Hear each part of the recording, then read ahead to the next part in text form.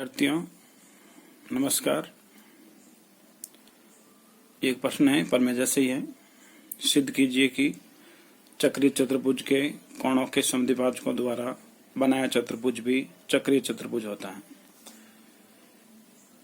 दिया गया है यहाँ पे चक्रीय चतुर्भुज ABCD ये वाला, इसके चारों कोण, कोण A, कोण B, कोण C, कोण D के समद्विभाजक क्रमशः AP,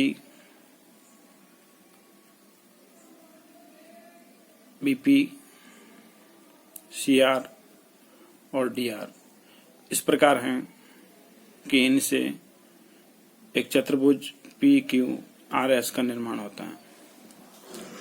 सिद्ध करना जो ये PQRS चतुर्भुज बना ये एक चक्रीय चतुर्भुज है, यानी हमें ये सिद्ध करना है कि इसके सम्मुख कोण भी संपूरक हैं।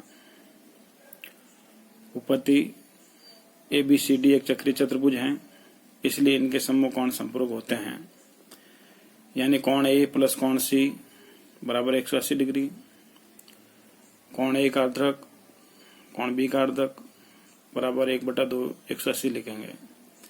2 से विभाजित हो जाते हैं 90 बार। तो ये कोण A का समद्विभाजक कोण 2, कोण B का समद्विभाजक कोण 3, कोण C का समद्विभाजक कोण 4 और कोण D का समद्विभाजक कोण 1 इस प्रकार से पहले लिख देते हैं अपन।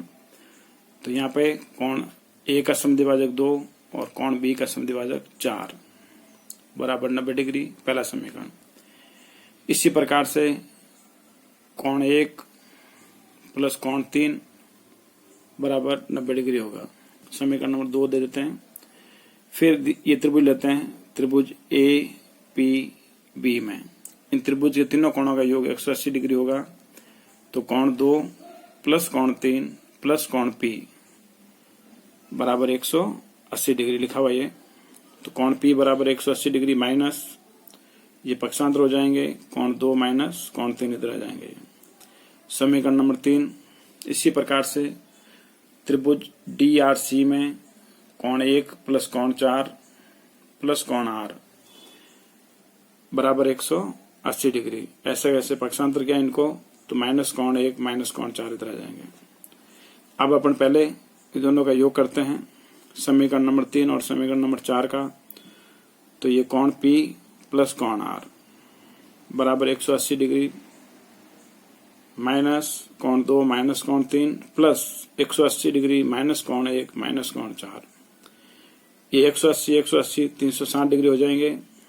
कोण 2 और कोण 4 को पास पास लिख देते हैं, कोण 3 और कोण 1 को पास पास लिख के ये माइनस कॉमन ले लेते हैं इनमें से। ये समीकरण 1 और समीकरण 2 से देखिए, कोण 2 प्लस 4 90 डिग्री है, कोण 1 प्लस 3 भी 90 डिग्री है। तो यहाँ पर 90 डिग्री और ये इसकी जगह भी 90 डिग्री लिख लिए।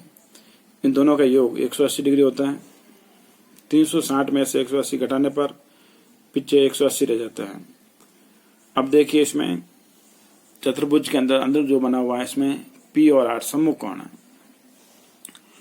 तो ये चतुर्भुज PQRS के सम्मुख कोण संपूरक हो गए, सिद्ध हो गया।